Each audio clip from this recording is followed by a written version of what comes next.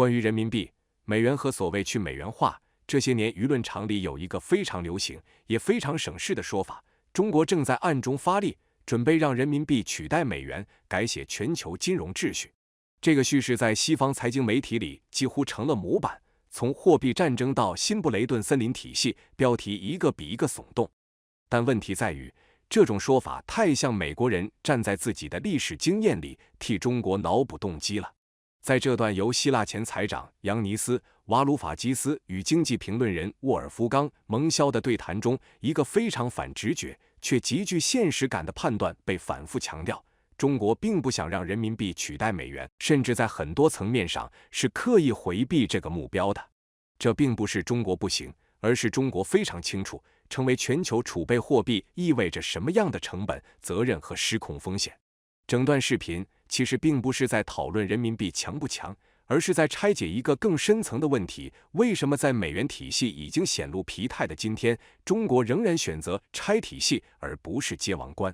视频一开始，两位嘉宾就直接点名讨论主题：中国是否在积极推动用人民币取代美元？紧接着，他们迅速把观众拉回现实，几乎所有主流财经媒体都在不断重复同一个叙事：中国在推动去美元化，人民币正在挑战美元的全球地位。从雅虎财经到国际商业时报，从经济学人到外交政策，再到美国国家公共广播电台，标题高度一致，仿佛一场货币大战已经打响。 Welcome again to the Iconoclasts. I'm Yanis Varoufakis. And I'm Wolfgang Munchau. Today we're going to be discussing China and whether it actively pursues the replacement of the American dollar with its own currency. You read the financial press and you cannot escape the narrative that China is actively trying to de-dollarize the world. I read here on Yahoo Finance, could China's yuan replace the US dollar as the world's dominant currency? The International Business Time, China declares currency war. New plan aims to replace the dollar with the yuan in global trade. Market Watch, could China's yuan replace the dollar as a reserve currency? The Economist, the great economist, China is ditching the dollar fast. Foreign policy, a BRICS currency could shake the dollar's dominance.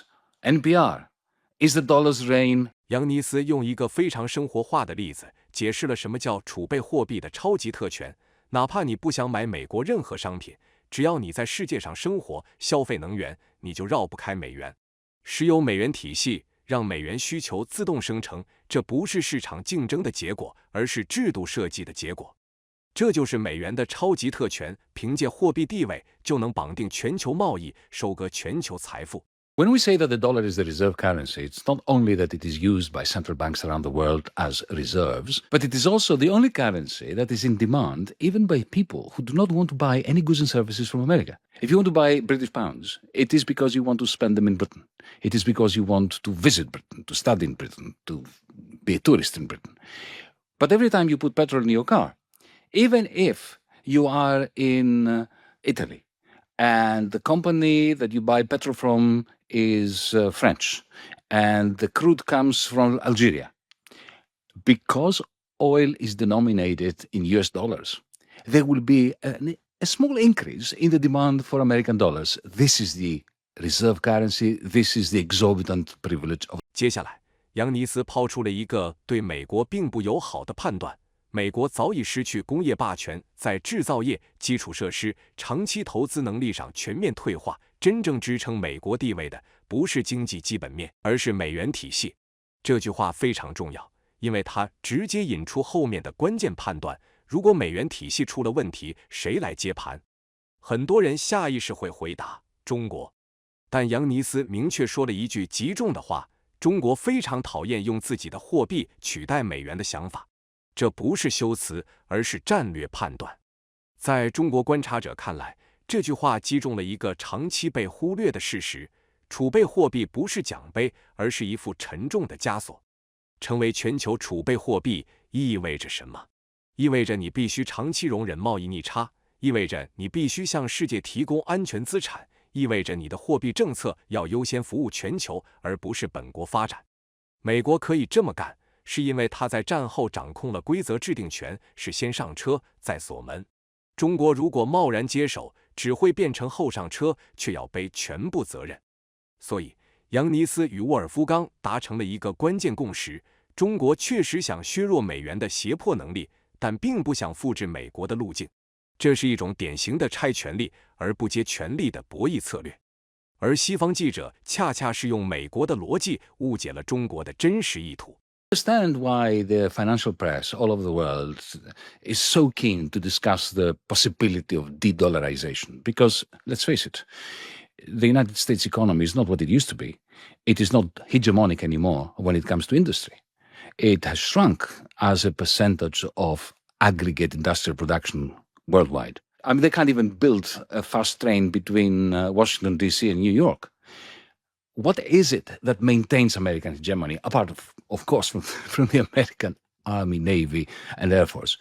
It is the fact that they issue the currency in which the rest of the world does business. Here is my argument. China truly, really loathes the idea of replacing the American dollar with its own currency. Yes, undoubtedly, Beijing wants to break away from the power of Washington to sanction, to prevent payments of agents, of companies, of nation states that it doesn't like, that the Americans don't like. But no, folks, China has no interest in turning its currency into the world's reserve currency. As for the argument that in the context of BRICS Plus, China is effectively testing this new global currency that will replace the dollar, I think that people who believe that, either on the left or on the right, either those who are China-phobics or those who are from a left-wing perspective or a global south perspective pro-China, I think they are mistaking what China... 沃尔夫冈的补充更点透了其中的博弈逻辑。美国的货币霸权本质上是吸收其他国家的贸易顺差，靠印钞就能购买全球商品，这是一种掠夺式霸权。而中国的行事方式从根上就和美国不同，中国是全球最大的制造业国家，是贸易顺差国。我们的核心需求是保障贸易稳定、资产安全，而不是去追求那种超级特权。对话转向了全球货币体系的未来趋势，单一货币主导的时代可能正在走向终结。沃尔夫冈提到，单一主导货币的观念本身就是20世纪金融基础设施条件下的产物，而今天区块链、数字支付、多边清算系统正在提供新的可能性。从中国角度看，这一点尤为关键。中国不是在争谁当老大，而是在试图让必须有老大这件事本身变得没那么重要。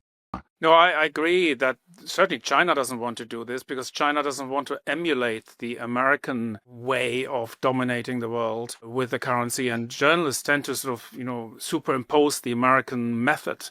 The idea of a currency of a country that is absorbing other countries' trade surpluses. This will not be the Chinese method. But I fully agree that China wants to break the dominance of the dollar in terms of America's ability to coerce other countries to follow its will, to impose secondary sanctions in particular. That's certainly a game, and you see this in BRICS Pay and some of the other systems that are being set up. But you're absolutely right. They're not trying to get their own currency to replace it. And we may actually enter a world where a single currency may no longer be dominant. I mean, the idea that a single currency dominates, it originates from, I think there were some thoughts dating back to the 1930s, in the work of, economic historians like Charles Kindleberger, who came up with this idea that only one currency can ever dominate the world. And this was true because of the way the financial infrastructure worked for many decades until today. But this need not always be the case. You have crypto, you have blockchain technologies, you have completely different infrastructure possibilities today. It is not necessary that one currency has to dominate anybody. Some time ago, I was talking to a high-ranking Chinese official, and I put it to him. And he said, Yanis, if you had $4.5 trillion stashed away in a Swiss bank account, would you want either the Swiss banking system or the dollar to uh, to be torn up and burst asunder. And, we need to follow the money. If you are a Chinese old-fashioned capitalist in Shanghai, and you are producing aluminum, which you are exporting to California, the exorbitant privilege of the American dollar is the only reason why you have a customer. Because the United States, as we well know, is deeply in the red in terms of its trade accounts.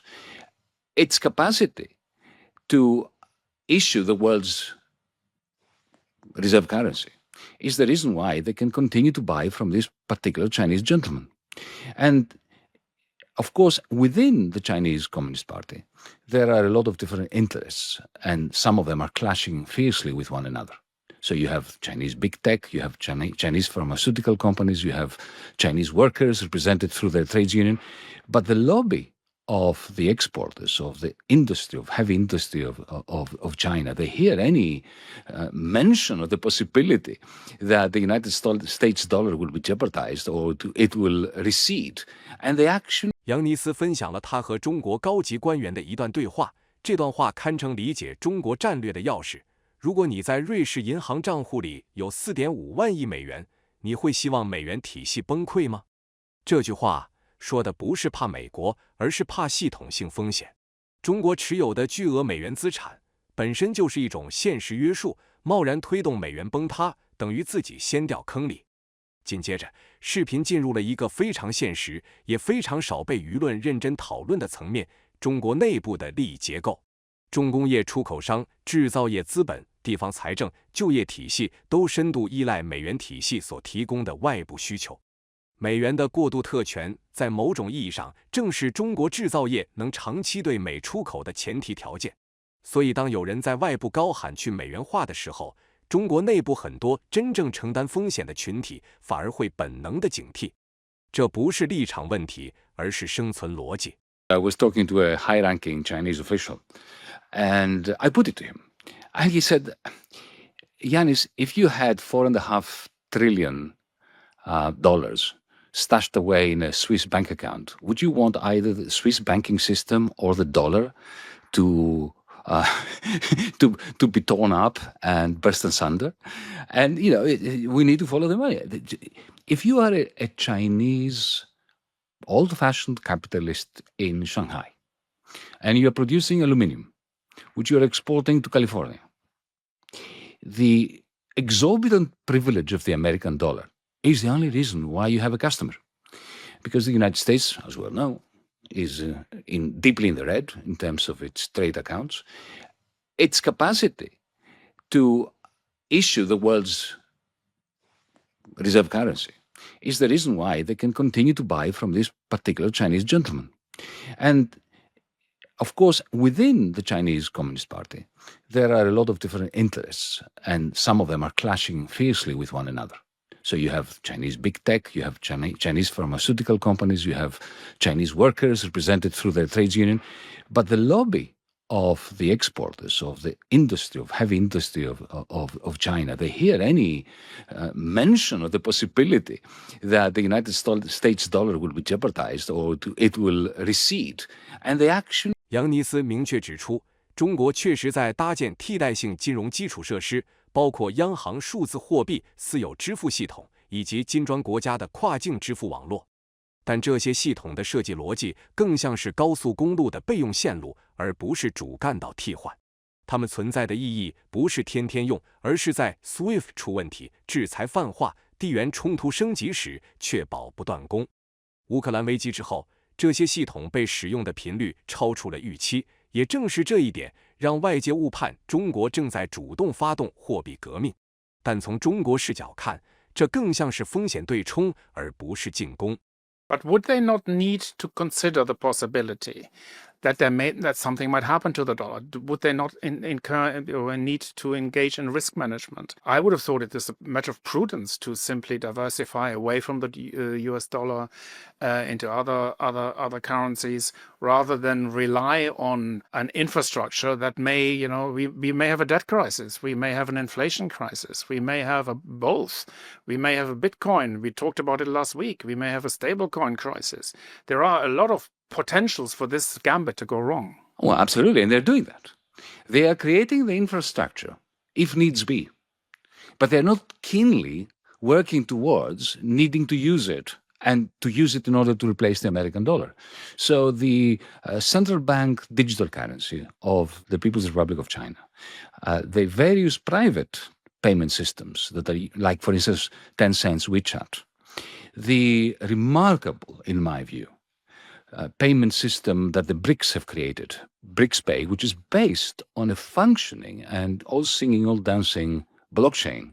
So it's a blockchain, it's not Bitcoin, it's not private money, it is a blockchain that allows transactions to take place within the BRICS countries in their own currency, but bypassing the Western system, clunky systems like SWIFT, for instance. Now, SWIFT is a very clunky, very archaic system by which we send money. Whenever you send money from one country to another, it goes through this messaging system. It's a bit like an email system between financial institutions, which takes a few days, actually, unless you pay much more to make it faster, to transfer funds from one jurisdiction to another. So they are creating the infrastructure, which, interestingly, this is my view, Wolfgang, I don't know whether you agree with that or what kind of information you have.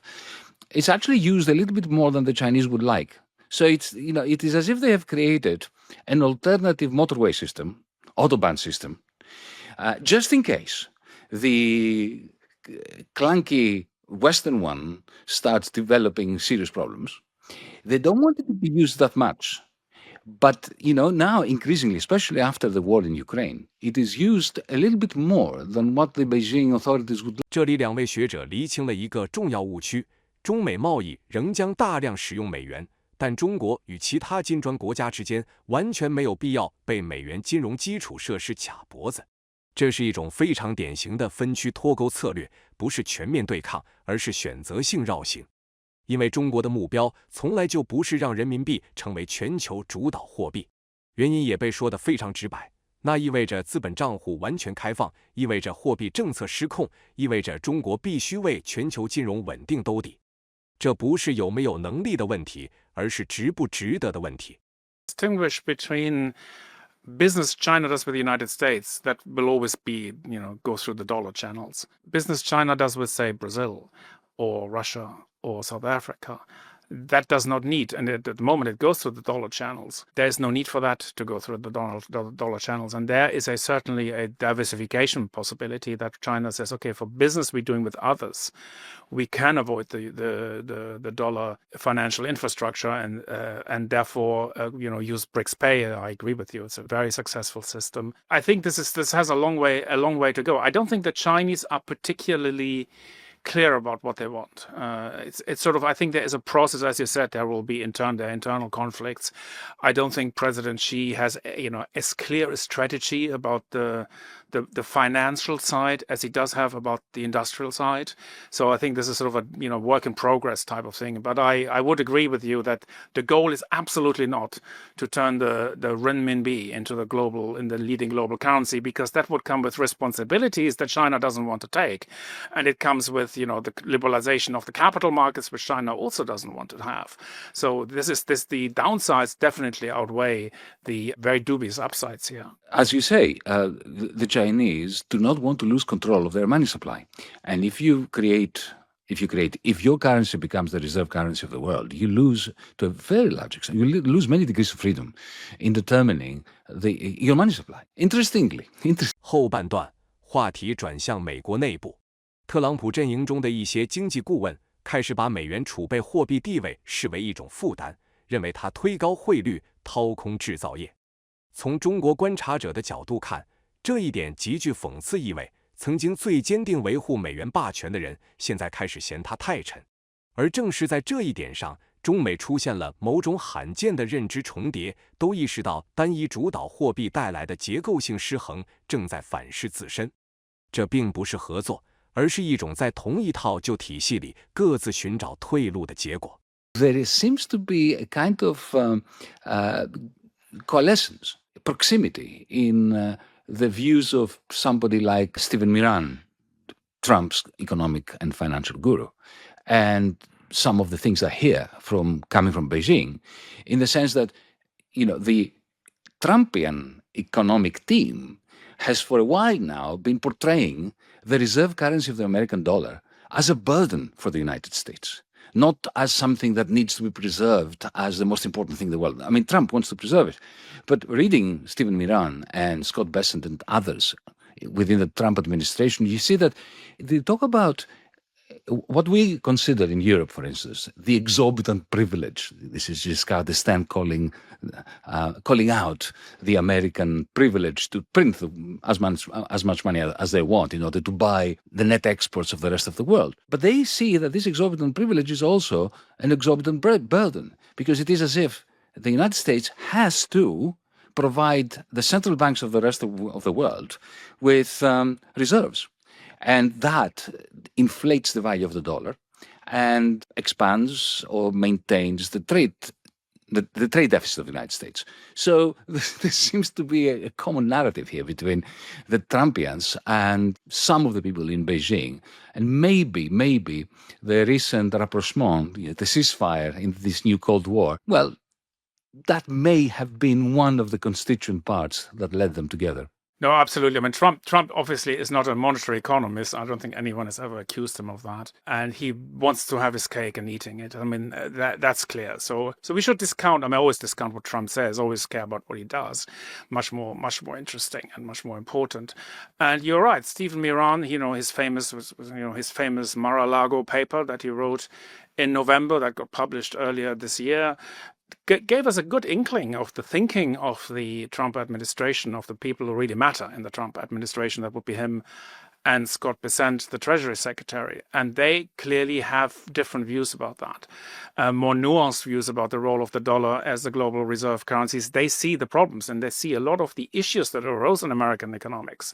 The deindustrialization, which led to a division in the country, was very much related to the role of the dollar and the international sort of the Washington consensus, basically, that was behind, the global, the era of globalization. And they really took steps to move away from this. They don't want to weaken the dollar as a global currency. I don't think this is a specific goal, but they certainly want to redress this responsibility that came with it, and wouldn't mind if there was more sort of diversification globally. It is coming to an end. This is no longer a question of who's going to be the next president or so. This will end because the various players in the world are adopting different roles. China's adopting a different role. They will still export to the United States. There will still be they will still transact in dollar. Europe will reorient itself. Europe will become less reliant on exports to the United States, and therefore also less reliant on the dollar. So things will take their course. 视频最后，杨尼斯提出了一个非常值得中国观察者认真对待的猜测：中国或许有一个 B 计划。这个计划并不在于平时取代美元，而是在极端情况下，以金砖加为基础，构建一种类似新布雷顿森林体系的区域性稳定机制，核心是中国，而不是美国。它允许资本管制，允许汇率可控浮动，也允许多中心并存。这不是进攻蓝图，而是生存方案。这里有个很关键的历史点，杨尼斯特意纠正了一个常见误区。很多人认为只要有资本管制，货币就不可能成为储备货币，这是错的。因为最早的布雷顿森林体系本身就存在资本管制，而美元恰恰是在那个体系里成为全球货币核心的。从中国观察者的角度看，这句话点破了一个现实问题：货币地位从来不是自由市场自然选出来的，而是制度安排、政治力量和贸易结构共同塑造的结果。他进一步分析了这个 B 计划的核心逻辑：中国、印度、俄罗斯、南非以及已经加入金砖加的30多个国家，在彼此贸易中采用一种汇率非固定但可控的体系，同时实施资本管制。而这套体系的精髓，他说得非常清楚，就像当年的美国一样，中国如果处在体系中心，其贸易顺差会在体系内部循环流动，既能维持自身顺差，又能支撑货币地位。ask the question or pose the question of, what is the strategy? What is the aim of President Xi and the Beijing regime regarding the monetary system internationally? Now, I'm not sure I have the answer, but I suspect, and this is the result of some conversations I've had with people in Beijing and in Shanghai, I suspect that as a plan B, if the new Cold War escalates further, if any of the things you mentioned, Wolfgang, crisis, stablecoin crisis, Wall Street crisis, some kind of derivatives crisis, if it hits them and they need to decouple in order to create a Chinese wall between the West and China when a tsunami of financial troubles hits, the plan which I am beginning to discern that they have is turning the BRICS Plus region into a new form of a Bretton Woods system, except that it will be China, not in the United States, at its heart. By that, what I mean to do is also debunk the story that you cannot have capital controls and have the reserve currency. Well, that's not true, because the Bretton Woods system had capital controls, and the United States dollar was the linchpin. It was the foundation of it. But for that, you need to create something like the Bretton Woods system. So a system whereby, let's say, trade between China, India, Russia, South Africa, and all those 33 nations that now have joined loosely or less loosely BRICS Plus, maybe a system whereby there are not fixed but controlled exchange rates with capital controls between them, and with a system whereby, essentially, that was the essence of Bretton Woods, the American surpluses were being recycled across the Bretton Woods era. That might be a way in which the Chinese may be considering how to maintain their surpluses while maintaining monetary dominance amongst the BRICS, if needs be, if the Americans. 但紧接着，沃尔夫冈结合自己与中国高级货币官员的交流，补充了关键信息：中国对全球局势的理解非常透彻，但并没有一套成型的计划。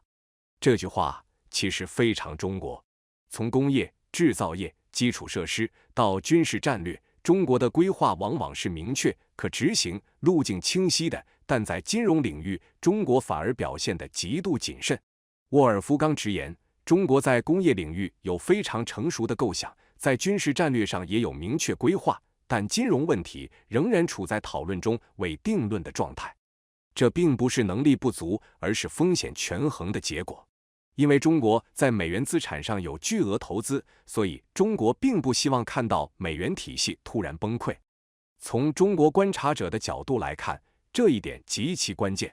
如果中国真的想立刻取代美元，那最不理性的方式就是引爆美元体系本身，那等于亲手炸掉自己资产负债表的一大块。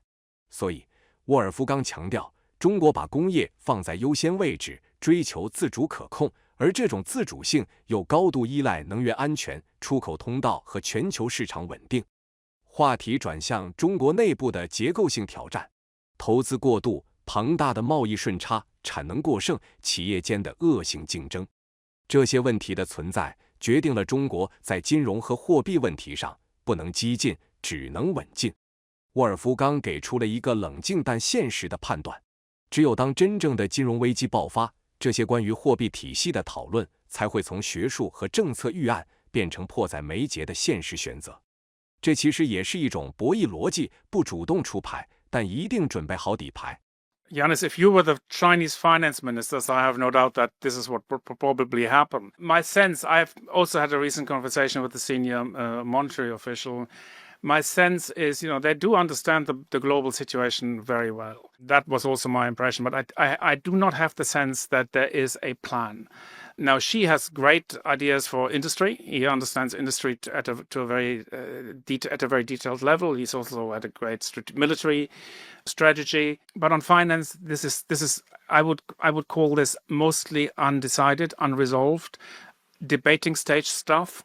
There have been committees for China to reduce their dependence on the dollars and to think about this eventuality that you mentioned. My information is that this is not yet, a fully worked out strategy. And as you said yourself in your conversation with one of the Chinese officials, they have so much, invested in dollars. They're not going to look forward to the idea of a dollar crash. They're prioritizing industry because that's where the chokehold happens. They want to be independent. Their independence is very much to do with energy, with the fact that they can supply, that their supplies are secure, that their exports can function. They are facing big economic decisions ahead. I mean, they're overinvested. We all know that. They're running huge surpluses. There's massive overcapacity. There's a ruinous competition between Chinese companies that President Xi himself has now complained about, that there is too much reckless competition, as he called it, between companies. So the question is, what kind of currency regime would we have is totally interesting. But the question will arise, I think, if, or rather when, there is a financial crisis. I'm sure that this discussion will accelerate massively, and a lot of the people who would oppose this would probably be quieter at that point, because then it becomes urgent. I think we'll probably have a Chinese move on Taiwan before we have a Chinese move on a BRICS. 杨尼斯甚至坦言，中国国内关于这些问题的讨论深度和复杂性，远超他过去几十年在欧洲和美国所见。视频最后，沃尔夫冈把批评的矛头转向了西方主流经济学。他指出，传统宏观经济学模型在解释当今全球经济时几乎全面失效，无论是对关税、通胀还是贸易崩溃的预测都屡屡落空。杨尼斯甚至直接点名 SLM 模型，把投资等于储蓄当成前提假设，本身就是一种理论偷懒，而现实世界里，投资和储蓄的关系远比模型复杂。最终，双方达成了一个清晰的共识：中国并不想让人民币取代美元，但中国正在竭尽全力确保自己在任何极端情境下都不会被美元体系卡脖子。These discussions, however, as you intimated, I want to reinforce your point. The discussions that are taking place in China on these possibilities, and it includes what I was talking about as one potential route for them to follow, are far more sophisticated than anything I have listened to in Europe over the last 20, 30 years. And indeed, even in the United States, I have to say that. As a committed opponent of Donald Trump and his merry men and some of the women, only the Trumpians have interesting things to say about finance in the United States. I mean, the Democrats, the centrists, great economists whose name I'm not going to mention, when it comes to discussing the dollar, when it comes to discussing the relationship between capital flows and trade flows, I don't hear much which is of interest. It's only amongst the Chinese and the Trumpians. And that, for me, a leftist, is something to mourn about, but I have, in the interests of our unheard listeners, to come clean on that. Would you like to have the final word? Yeah, I mean, as a liberal myself, I have to say that I also feel very uneasy about this. I have concluded some time ago that if you want to understand the global macroeconomy, global macroeconomics is not very helpful in achieving that goal. You better look at financial flows. You better look at other explanations of why something happened. Global macro predicted that the Trump tariffs would lead to an immediate rise in inflation, a collapse in global trade. It didn't happen. Virtually all the predictions turned wrong. And so I have concluded that the model is wrong. I also think the monetary models are wrong in a sense, not only that they make bad forecasts, but that they actually no longer grasp the essential nature of our economies, which are much more financially dominant. We have fiscal dominance, we have financial dominance, we have innovation of an unprecedented scale. This was not a factor in the macroeconomic models until very recently, and certainly not in mainstream models. So there's stuff going on at the moment that is sort of outside the framework of a classic macroeconomist, and I think we need to kind of reassess the importance of the different issues and kind of think again. But that's not a strength of macroeconomists. Well, that's why we're iconoclasts. As a professor for many, many years, I was aghast that we teach students macroeconomics and international trade on the basis of the so-called ISLM model, which assumes, takes it for granted, doesn't prove it. It takes it as a given, that investment always equals savings, which is something we should have proved. And something we should really worry about, because investment often is much lower than savings, and in some cases, it's greater than savings. So the moment you have models which presume that which they should be proving, and the consensus is built on these models which are by definition axiomatically wrong, then of course you end up with a situation where, in order to make sense of the world we live in, we have to debunk what passes as the top-notch, top-shelf economic theory.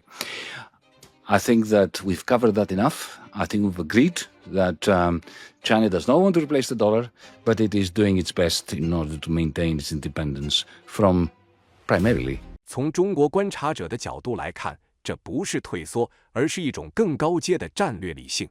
不抢王位，但不把命运交给别人的王位；不急着改规则，但一定准备好在规则崩塌时活下来，站稳脚跟。这或许才是这段访谈真正想告诉我们的核心。